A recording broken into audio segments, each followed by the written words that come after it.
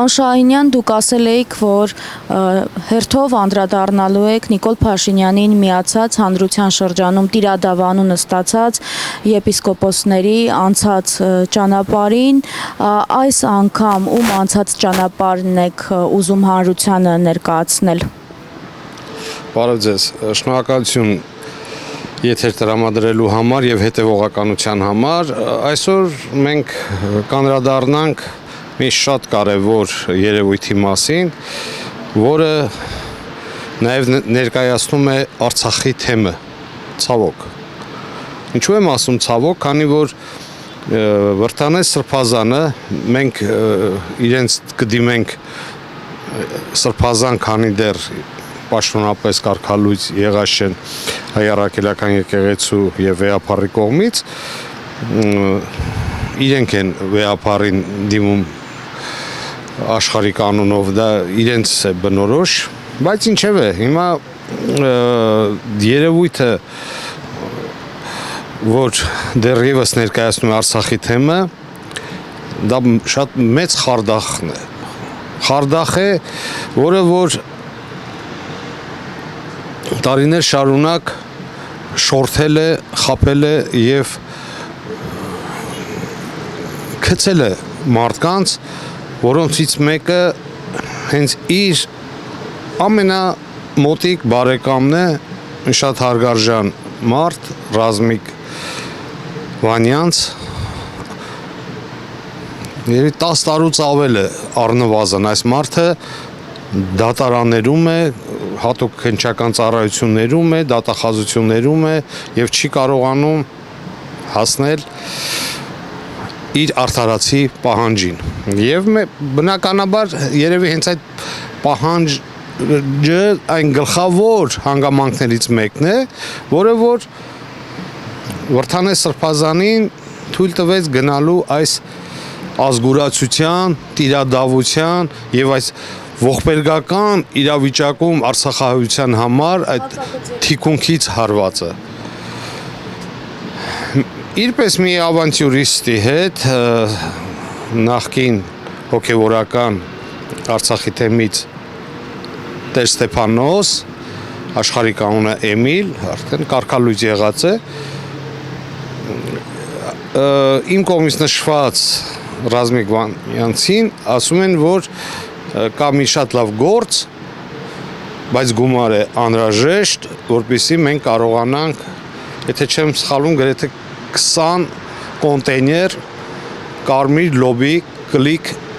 ֆիրմայի, կանադական կլիկ ֆիրմայի բերել Հայաստան, վաճառել եւ եկամուտ ստանալ։ Հարգարժան Ռազմիկը վաճառում է իր Մոսկվայի բնակարանը եւ $550,000 չափով ներդրում է անում այդ գործի մեջ, ըստ Վրթանեսի ներկայացրած ճանապարհային քարտեզի։ Բայց անտեր Ստեփանոսի եւ Վրթանես Սրբազանի վրա այդ ապրանքը նստել է ինքնարժեքը $40,000։ Ինչու է, Աշխարհում կան թափառող կոնտեյներներ, որոնք արդեն երբ մոտենում է ժամկետը իրենց օգտագործման, իրացման, որ կարելի է, այո, նրանք շատ ցածր գնով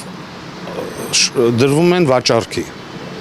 եւ իրենք յուրաքանչյուր կոնտեյների համար վճարել են $2,000։ Դա կազմում է 40-50,000, լավ, տեղափոխումով կամ թող 60,000,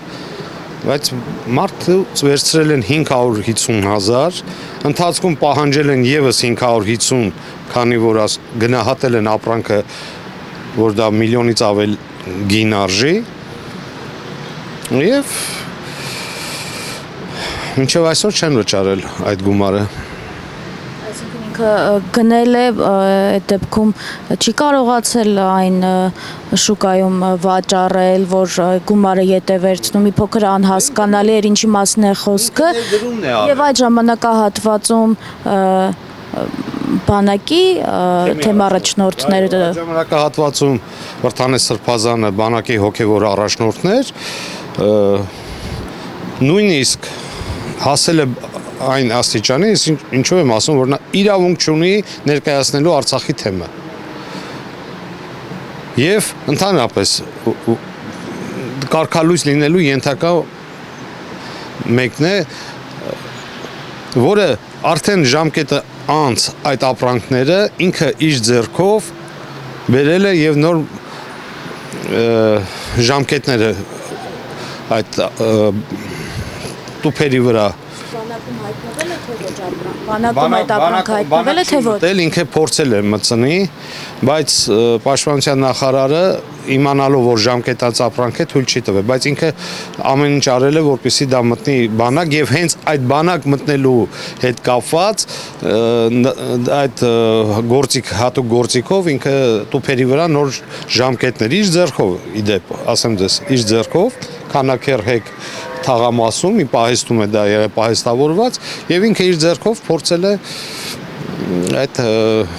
նոր մակնանշումներ անի, որպեսզի կարողանա բանակին ներկայացնել, որ դեռ ժամկետի մեջ է, գնեք մեզանից։ Եթե չեմ սխալվում եւ գալա ՍՊ-ն է եղել, փաստաբանը դեպ Հայ Կալումյանն է, դուք ավելի մանրամասները կարող եք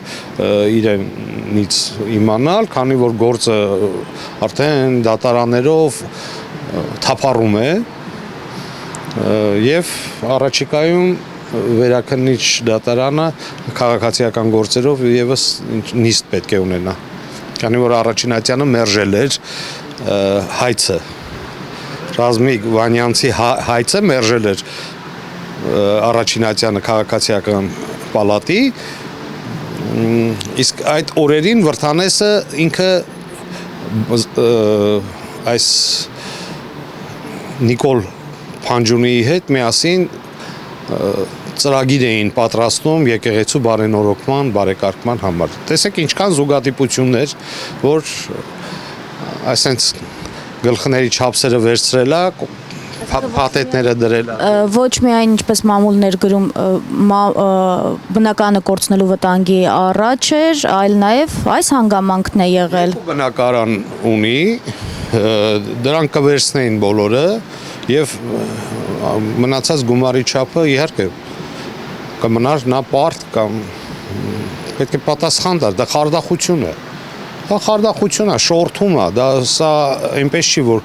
քաշվել են։ Իրանք հստակ գցել են այդ մարդուն։ Եպիսկոպոսոց ժողովը արդ երկրում է լինելու,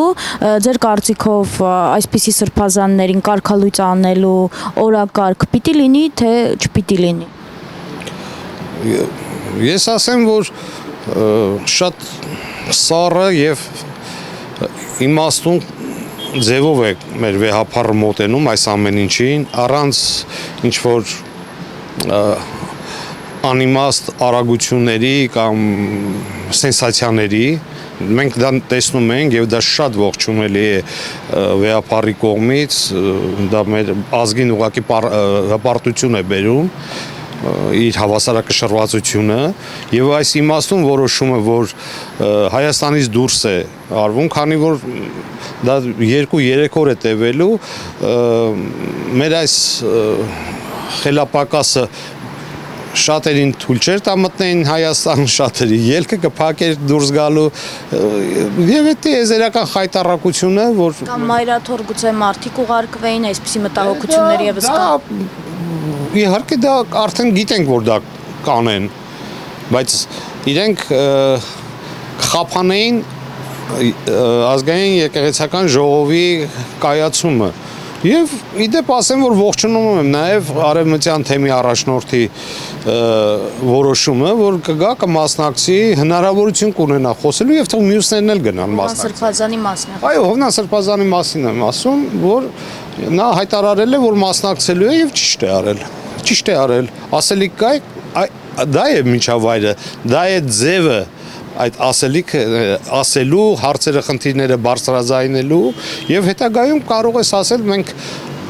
այս հարցերը բարձրացնում ենք, բայց չենք տեսնում հետևողականություն կամ համապատասխան ինչ որ միջոցներ։ Չի ձեռնարկվում այդ իսկ պատճառով մենք ապստամբել ենք, ոչ թե դավադիր ենք տիրոջ տան վրա Մենք Աստծո տան վրա հարձակում չենք արել, մենք ապստամբում ենք, քանի որ մեր ձայնը լսելի չի, մեր հարցերը ազգի հետ կապված է, այս խնդիրները ուշադրություն չի դարձվում։ Մենք եւ մեզանից յուրաքանչյուրը իր համար կարող է որոշում կայացնի եւ արդարությամբ տեսանկյունից մոտենալ այս ամեն ինչին, բայց իրենք Արցախի թեմի առաջնորդը Նիկոլ Անհողի հետ կազմակերպված գալիս է մայրաթոռը գրավելու։ Ցանկացած Հայաստանը օկուպացրած, ասպատակած քոչվոր ցեղերը նման ձևով չեն մտել երբևէ մայրաթոռ։ Այն ինչ որ այդ մորֆինիստներին, այդ հարբած ալկոգոլիկներին, այդ խուժանին, այդ քրեածին տարերին եւ այդքան ուժայիններին մենք ամեն կիրակի խայտարակություն ենք ապրում։ Ուրա ընտանիքը Նիկոլի երեխաները այդ խորը հոգեվոր կյանքով ապրող այժմ այդ իմաստությունը եւ ցանկությունը, որ ուզում է խորանալ հոգեվոր կյանքի մեջ, մենք մի օր տեսել ենք, ոնց ինչպես ինքնաթիռներում ճղած ջինսերով գնում գալիս էին իրենց երեխաների հետ աշխարհի տարբեր երկրներ, մի օր իր ընտանիքով այդ հոգեվոր մարդը եկել է, չի բերում, որովհետև ծիծաղալու են երեխեքը, ասում են, պապա, դու ուրիշ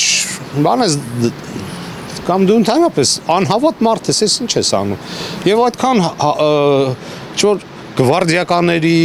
ոստիկանների, հատուկ ծառայություններին հավաքել գնում են պատարակի։ Ամոթ է, դա խայտարակություն է։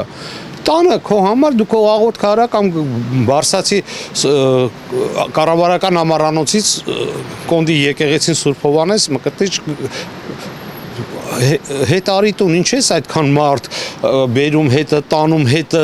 չգիտեմ, ծափահարում են, եկել է պատարակի ծափահարում են, գնում է պատարակից ծափահարում են Նիկոլ Վարչապետ։ Ինքը խելապակաս է, սա սատանայական այդ պրոցեսների մեջ է, ինքը ամեն կողմից իրեն նաև ճնշում են, դա փաստ է, երևում է այդ ամեն ինչ, ինքը չի կարա չանի, դա հասկանում է, որ անհնարին է, որևիցե մեկը կարողանա Աստծուն հաղթել։ Եթե Աստծուն կարացան հաղթեն, այս երկիր մոլորակը գոյություն չի ունենալու։ Երկրի վրա ապրում է սատանան, որին Աստված հրեշտակները դուրս շպրտեցին, որը եւս ապստամբեց ժամանակին։